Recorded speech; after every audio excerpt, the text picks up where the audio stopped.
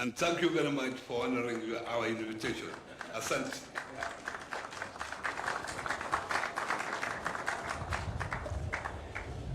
Thank you very much, Minister. Please, let's take our seats. Thank you very much for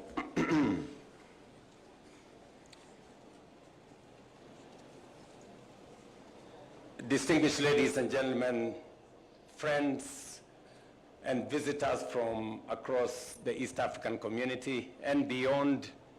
I join the Governor of Nairobi in welcoming all of you to Kenya and, of course, to the city of Nairobi. Just a bit of geography. I think the governor forgot. Just behind us here, about a kilometer or so, is the Nairobi National Park.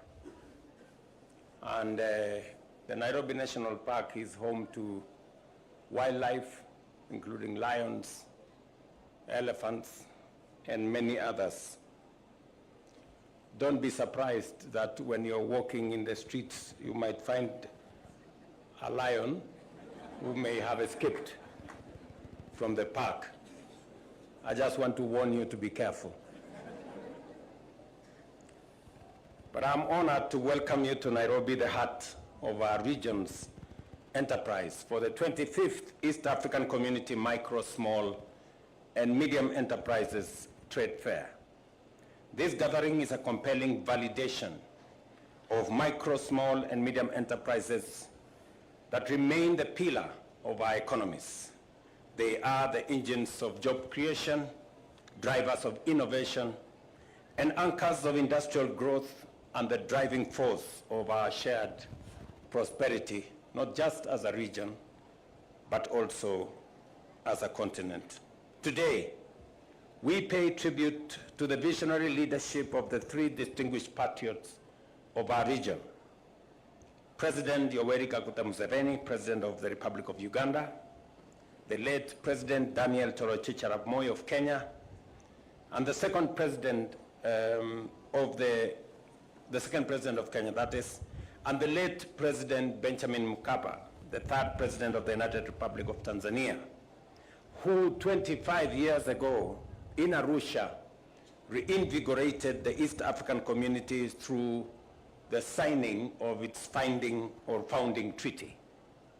Alongside this historic milestone then, the Jua Kali Nguvu Kazi exhibition was launched, showcasing the ingenuity of the MSMEs in our partner states.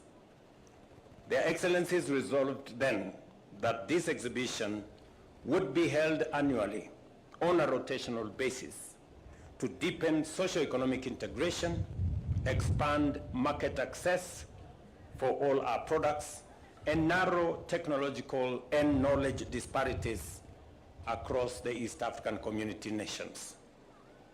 A quarter century later today, the East African community has blossomed into a powerful bloc of 8 partner states representing over 300 million citizens and making East Africa one of the world's most dynamic and rapidly emerging markets.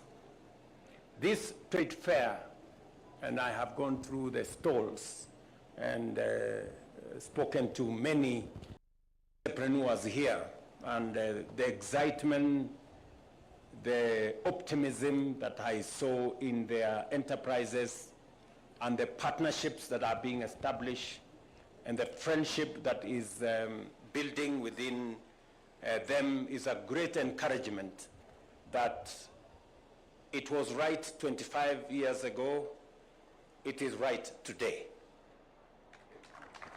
This trade fair has equally evolved and is no longer merely a marketplace for goods, but a strategic platform for skills exchange, innovation, partnership, and structured dialogue aimed at dismantling barriers of trade and movement of people.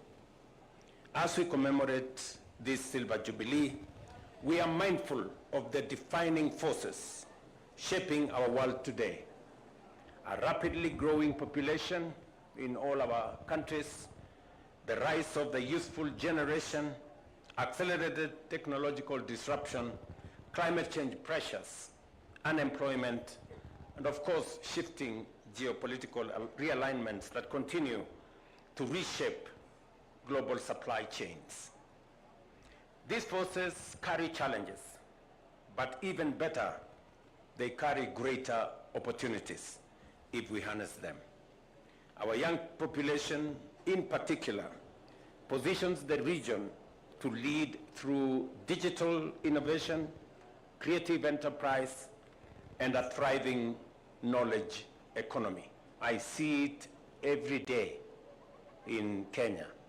And looking at the East African entrepreneurs that are here, I see it in their energy, in their passion, and in the partnerships they are building with their colleagues across the region. I am encouraged that the conversations shaping the trade fair are ambitious, forward-looking, and action-oriented, giving priority to digital transformation, equitable access to finance, expanded markets, and sustainable green enterprises to support MSMEs to grow, to scale up, and to generate wealth. In Kenya, the bottom-up economic transformation agenda places MSMEs at the core of our development framework alongside agriculture, universal health care, affordable housing, and the digital and creative economy.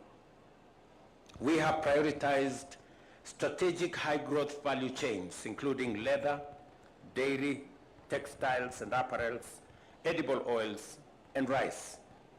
Others are tea, building and construction, the blue economy, natural resources, and mining.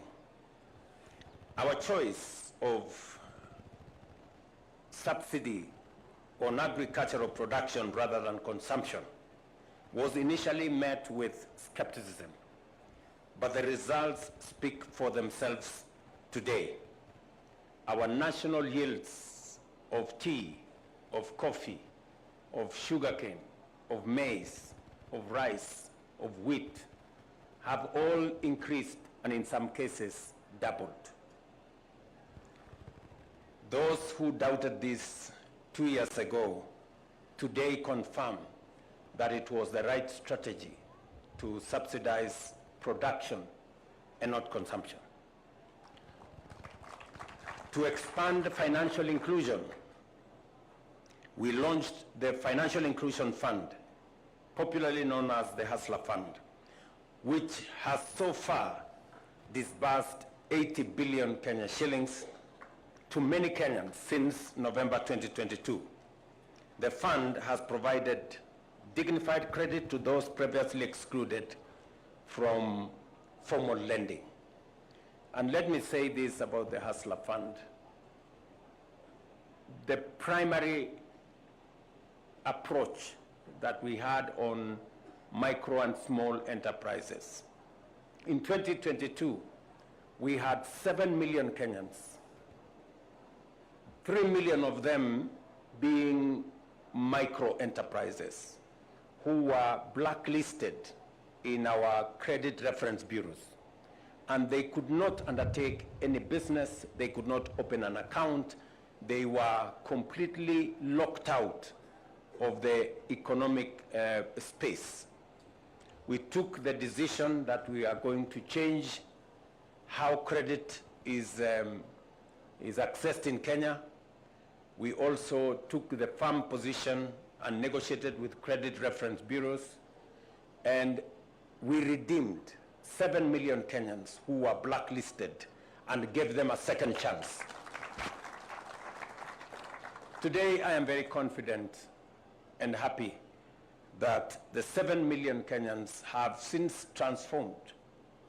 Today, we have 2 million Kenyans who borrow religiously from the Hustler Fund. Today, we have close to 800,000 entrepreneurs, small businesses, that today borrow money on our bridge finance as part of the Hustler Fund. And they are doing this without the benefit of any collateral. The biggest problem we had in Kenya was that for you to access credit, 5,000, 10,000, 20,000, 100,000, 150,000, you either had to have a logbook of some motorcycle or car, or you have some title to some piece of land, or you have a payslip.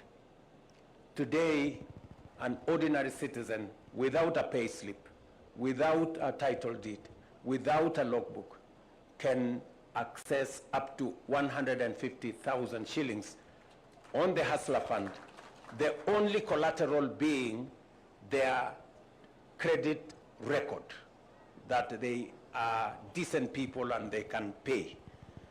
It has expanded the collateral space.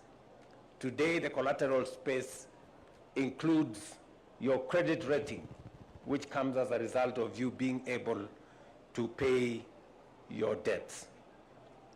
Through digital lending, borrowers are building credit histories that have crystallized into credit scores, improving visibility to lenders, reducing risk perceptions, and expanding financial opportunity to many. I am very proud, and I think once the story of the Hustler Fund will be written, there will be so many people who will have a story to tell that had been locked out of the credit space, and they couldn't access any money or any credit. Today, people who are paying up to 100% for credit, today they are paying 8%. I remember when we discussed and we said we are going to peg this on 8%, one very rich person, I don't want to mention their names, told me this will be unsustainable. It will not work.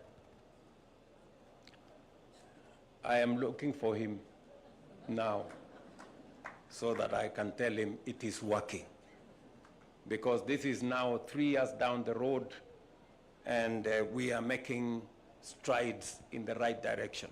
Not only are credit ratings of people have been restored, not only are people borrowing on a daily basis, but the credit limits are also increasing. And we are making more and more Kenyans access credit. We are now advancing efforts to securitize this credit score, recognizing it as collateral to unlock financing for millions, especially young people and women who lack traditional assets such as property or formal payslips, as I have said.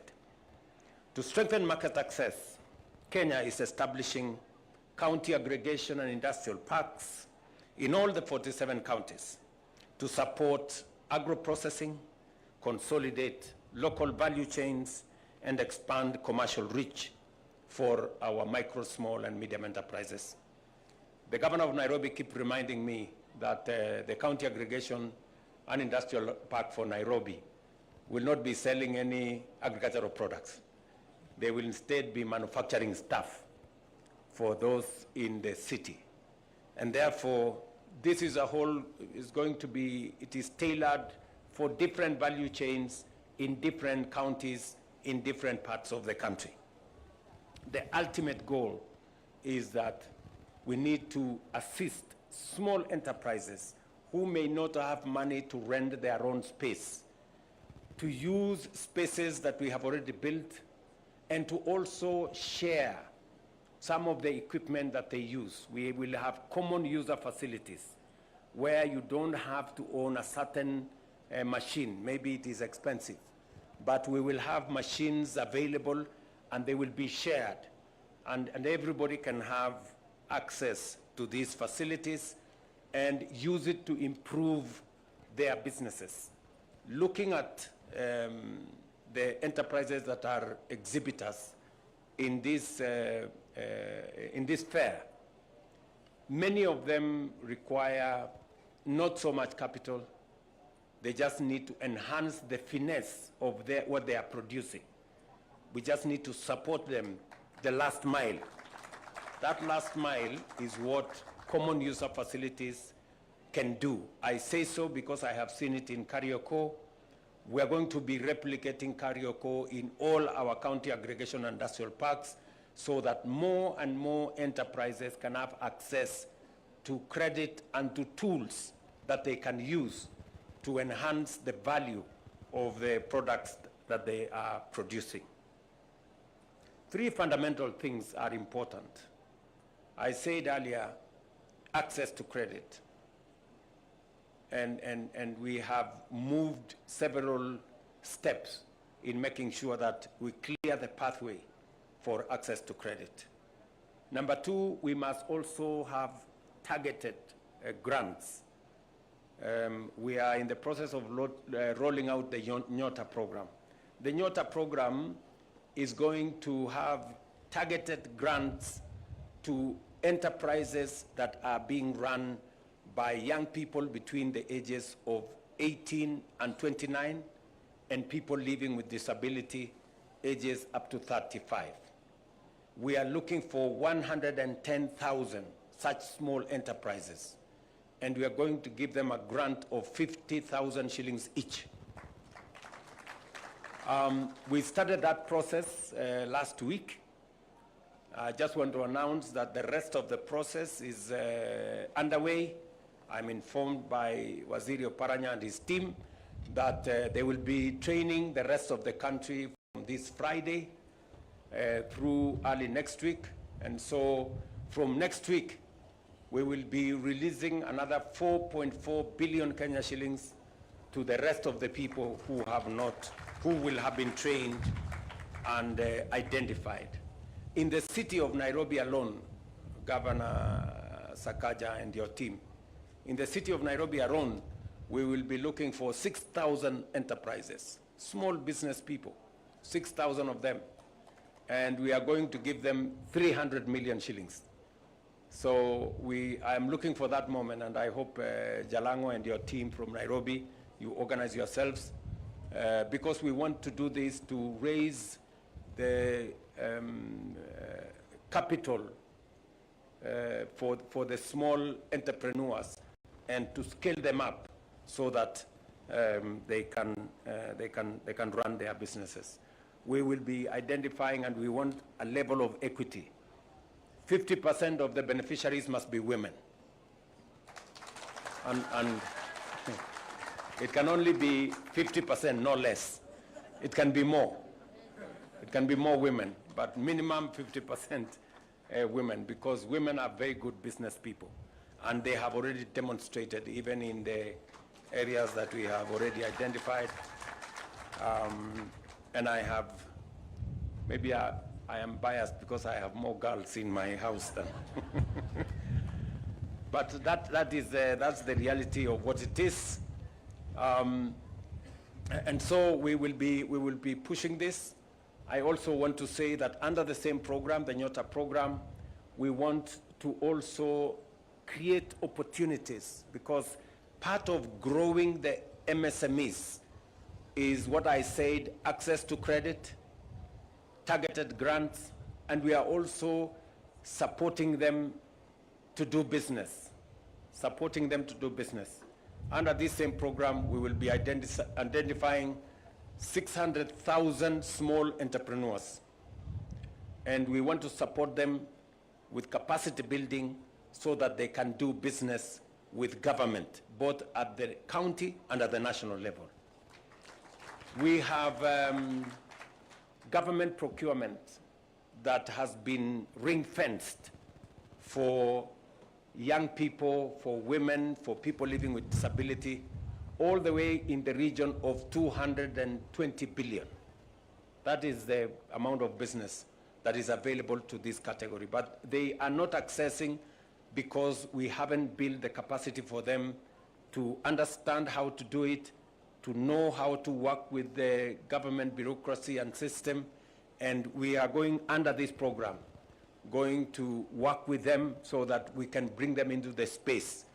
And I am very confident that these are people who can actually appropriate that space and do that business. Why do I say so? We did targeted procurement for our housing program. And the Jua Kali sector came through. The Jua Kali sector, we have now given them contracts of close to 15 billion Kenya shillings. You know, the people making doors, the people making windows, the people making hinges, and these are people on Gong Road. These are people in Kiamaiko. These are very small enterprises. And I mean, there was almost a disconnect. You know, if you talk about 15 billion and Jua Kali in the same sentence, it doesn't look correct.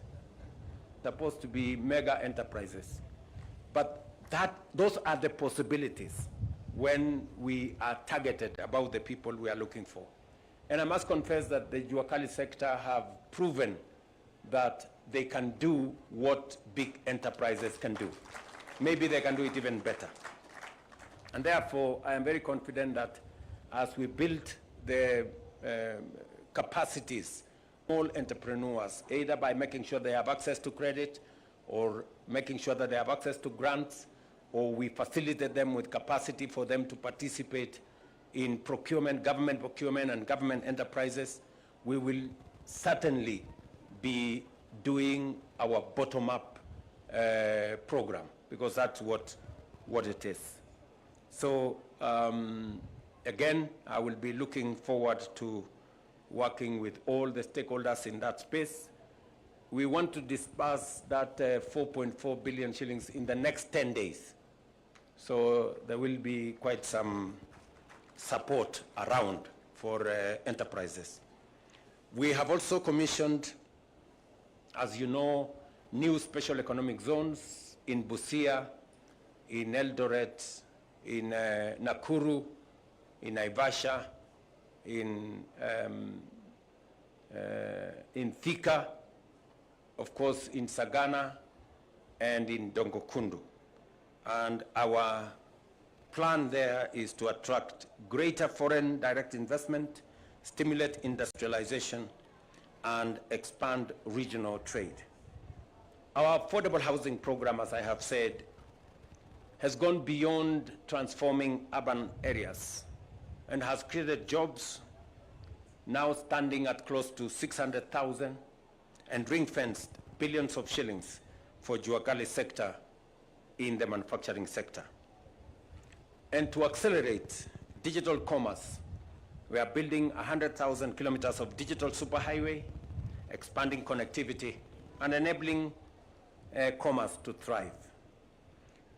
Public Wi-Fi will reach markets in villages and digital hubs, which will establish in at least each of the 1,450 wards, including those in Nairobi and elsewhere. And we are already 30% into that program. We have already done 30,000 kilometers of digital superhighway.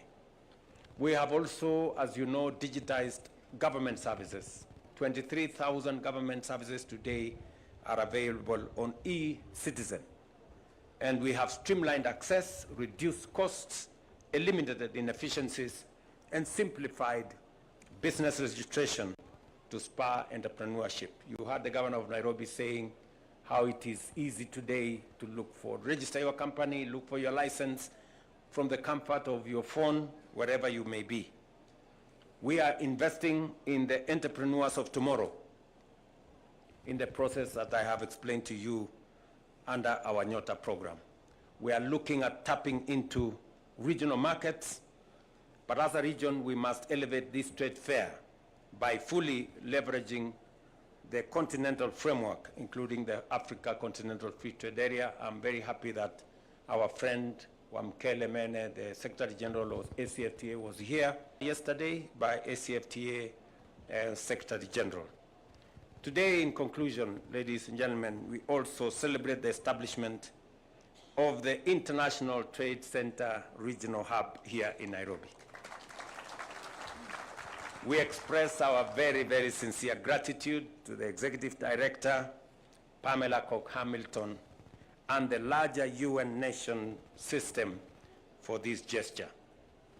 This milestone is not Kenya's alone. It belongs to East Africa, bringing global markets within closer reach to our producers and our value chains.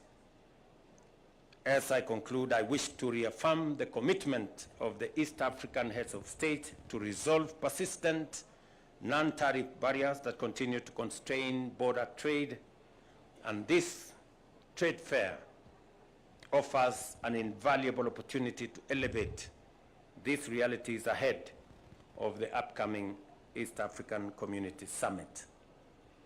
I want to commend all the exhibitors who have come to Kenya, all the Kenyans who are participating in this trade fair, and all the friends who have come to support us and work with us and work with our micro, small, and medium enterprises, all the agencies that are part of the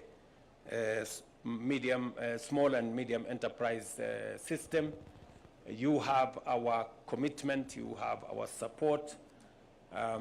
We have a whole of government interest in making sure that we elevate this sector, because it is a sector that drives our economy. It is a sector that creates jobs. It's the sector that drives our product creation. And you have our support in every way. Thank you very much, and thank you again for your kind attention.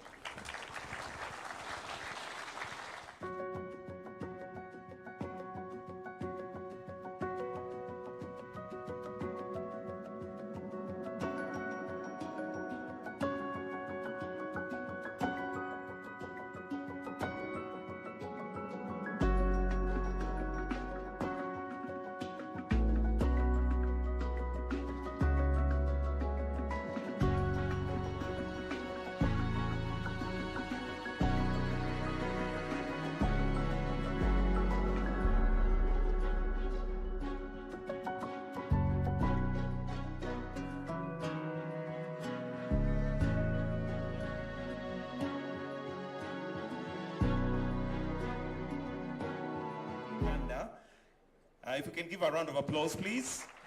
The name of the company is Roma Company Limited. Roma Company Limited, that deals with Bella Wines. Bella Wines. A round of applause, please.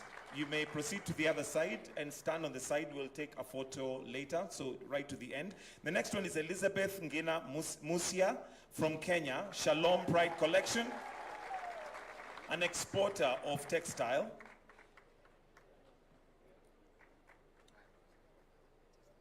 And the third one is Nadia Umwahoro from Rwanda, represented by Ufro Mugeni Company, Data Systems Rwanda.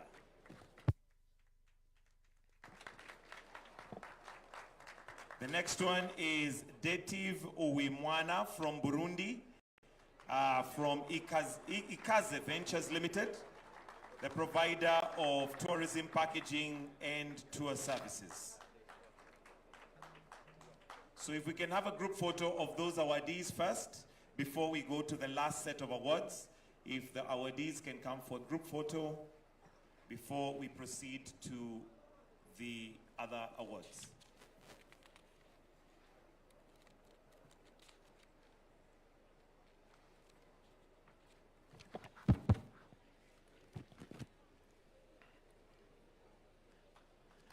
Wonderful.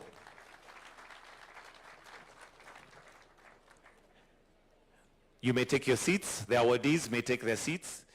The next awards that we're going to have done is East Africa Awards. And the company of the year is Thomas & Company Limited. Thomas & Company Limited, and the person to collect it is Namubetsi Sylvia from Uganda. A round of applause for Sylvia on behalf of Thomas & Company Limited. Product of the year, Your Excellency, is Health Classic, and Daniel Okaka from Kenya is going to collect it. Please stand on the side for a side photo later.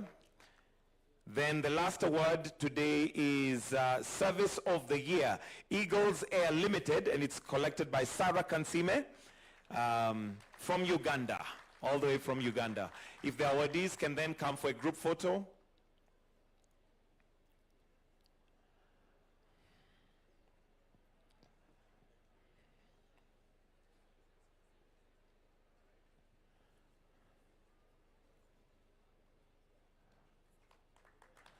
Thank you. Your Excellency, before we wind up, there is also a gift for you, and this is from the International Trade Center. Apparently for the ICT, the ICT office by ITC. Okay. From ITC. There you go.